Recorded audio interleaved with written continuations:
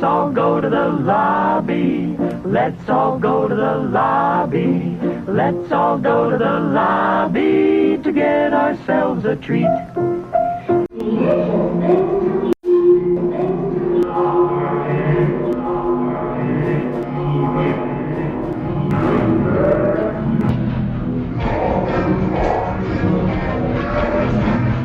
Let's all go to the lobby to get ourselves a treat. Hello, everybody, and welcome to the Ad Read Podcast, a podcast where I read ads.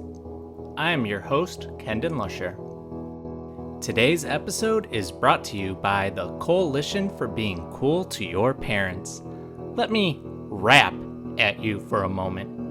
I'm not sure where you got it into your head that it was fresh to Photoshop your parents' heads onto pornographic images, but nothing could be lamer. Is it funny to you that your mom and dad showed up to their respective jobs last Monday only for their bosses to call them in to speak to them and HR about emailing nudes to the entire company? You realize both your parents almost got fired, right? Keep laughing. Let's see how funny it is when your entire family of 5 are sharing a 2-bedroom apartment because you were an ungrateful little turd who caused your family to lose their house. Sorry, I didn't mean to lose my temper there. Here's the thing, Brad. Your parents are trying to be hip for you. They really are. But when you send a mass email to everyone they know, that makes it look like they're in the middle of a very graphic orgy, and that also makes it hard for them to be cool parents. And they get it. They really do. They were kids once as well.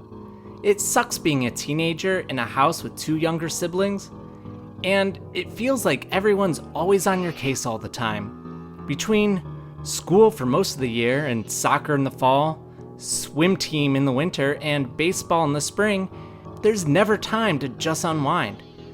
Your parents could never tell you this directly, but if you need to smoke some dope every once in a while, or have a few brews with your boys, that's fine. Just be safe and make at least a small effort at trying to hide it. They need some plausible deniability on this one. Your parents are trying to meet you halfway here. Can you cut them a break and be cool for once? It's only for another 2 years and then you're off to college, no biggie. The Coalition for Being Cool to Your Parents. Please, please, please get yourself together, Brad. More ad reads in a moment, but first, let's listen to what you, the consumers, think. Hey, it's Mark again. It was really cool hearing my voice on the podcast. So, I have this brooch that's been in my family for like 5 generations. I took it from my grandmother's room during my last visit. I'm sending you half. Please let me know if you get it. Love the show. Hi, this is Rebecca Stevenson again. I called a few weeks ago regarding my dented Bentmore bucket, and I have yet to receive a response. I know you received my message because I heard it on your podcast. I'm not sure why nobody is taking my issues seriously, but I'm getting very upset. This treatment is unacceptable, and I would like to speak to your manager. I don't know what information you need from me to get my refund started, but the name of my 2nd grade teacher was Mrs. Edwards. The street I lived on growing up was Maple Avenue. The email address and password associated with my PayPal account is rstevensongravel@gmail.com and rstevenson111. Fix this. And now, time for more ad reads. You're minding your own business, gazing up at the delightfully spherical moon, and all of a sudden, the natural satellite you love more than your own children explodes in a pollution-irradiating mushroom cloud. The sky is empty except for some totally whack stars, and now you have nothing to look at when it's night. Say what? Some other meal delivery services would have you believe it's a good idea to blow up the moon, but we say otherwise. Everyone knows the most romantic song ever written and performed is Dean Martin's That's Amore. Now picture yourself on a date, and Martin's classic is playing on repeat the entire evening.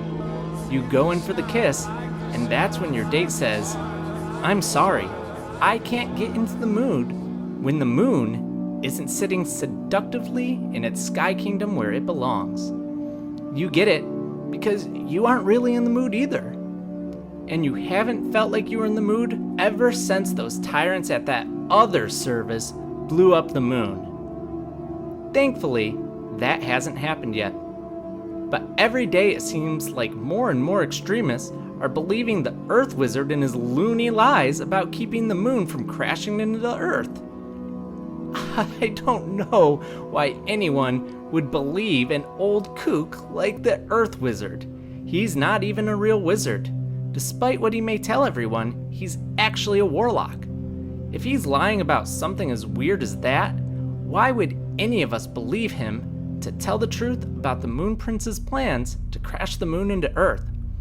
The moon is a beautiful gift to all living creatures, and everyone should be able to enjoy its majesty while enjoying a healthy, home-cooked meal from HelloFresh.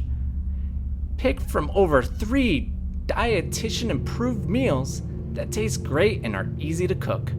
Preparation takes no more than a half hour, and none of the meals contain any mind control drugs meant to pacify the entire human population. That's a HelloFresh guarantee. And ask yourself, would a company so devoted to offering healthy meals at affordable prices support the Moon Prince if he were really going to crash the moon into Earth?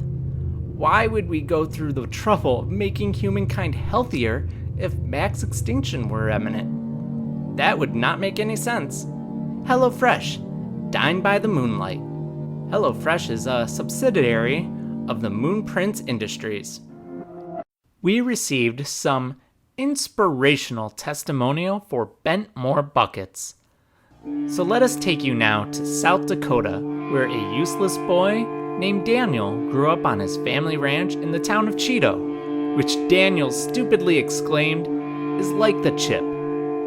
However, the phrase family ranch is a little misleading here, as Daniel had no family, born instead from a pile of human feces that gained sentience.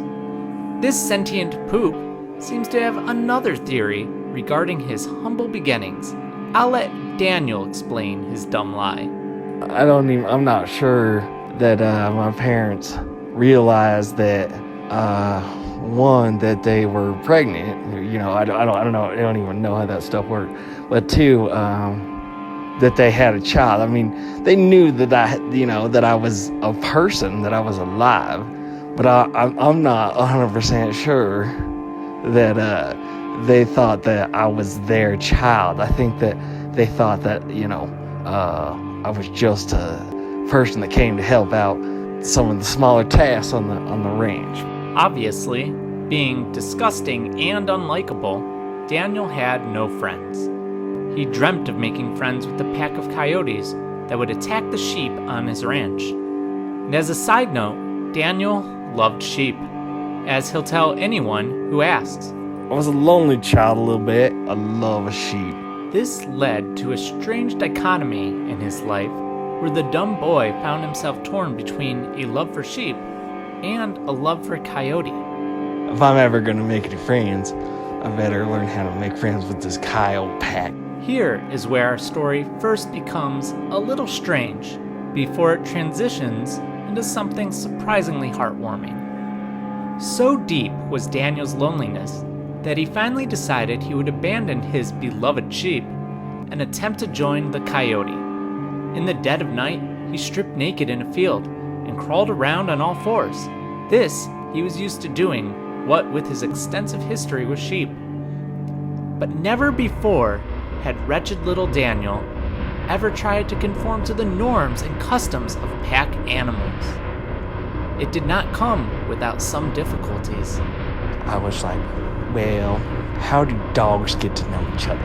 I was like, well, they sniff butts, right? I sniffed a butt, and it nipped it. I mean, the coyote nipped at me. That's not mine. Because the first coyote that I sniffed, I was like, is this a female or a male? I didn't see no balls, you know what I mean? All day. I don't know where my nose was.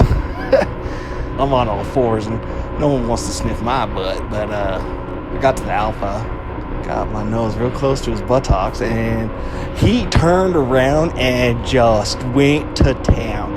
He was not a fan, and he bit off my entire upper lip. Most people would find losing their upper lip to be a terrible moment in their lives. But Daniel was resilient for such a terrible boy who nobody ever wanted to know or see or talk to. He found this to be an opportunity. You see, the poop boy had weaseled his way into a family that had a unique ingredient for some of their recipes. They used blood in their stew, and whenever a family member or the ranch hand Daniel bled, they collected the blood in Bentmore buckets. This is what he did on the day he lost his lip. Instead of letting the blood go to waste, he rushed over to the barn and collected it in the trustworthy pail known as a Bentmore bucket. And he quickly rushed home to the woman he mistakenly referred to as his mother and told her what happened.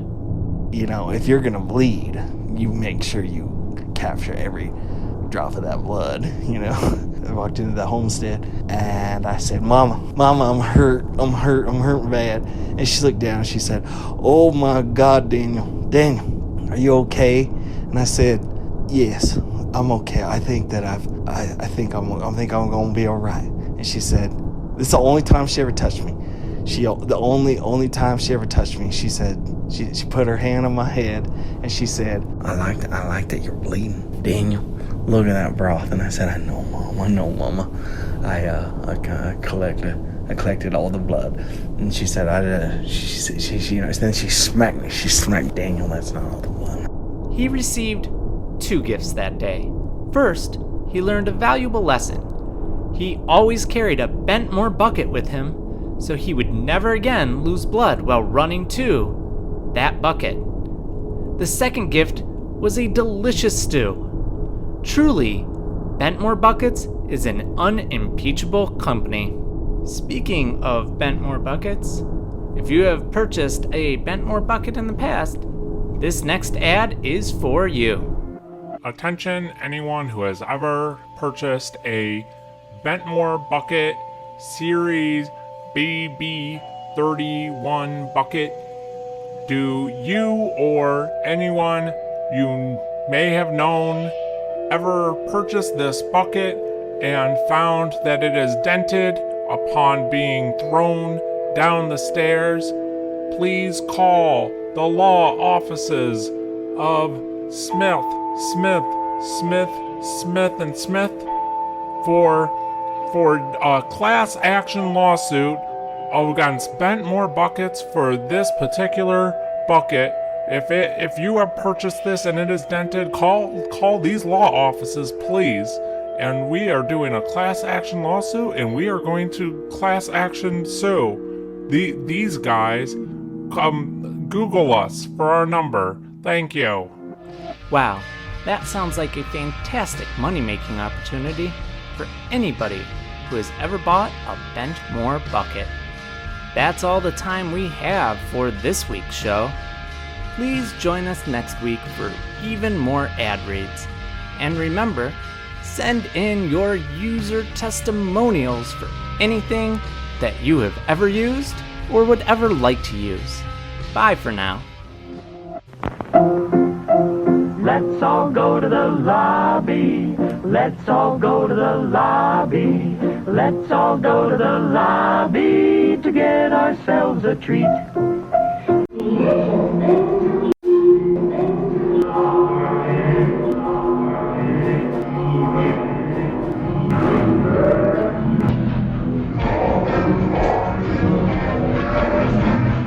Let's all go to the lobby to get ourselves a treat.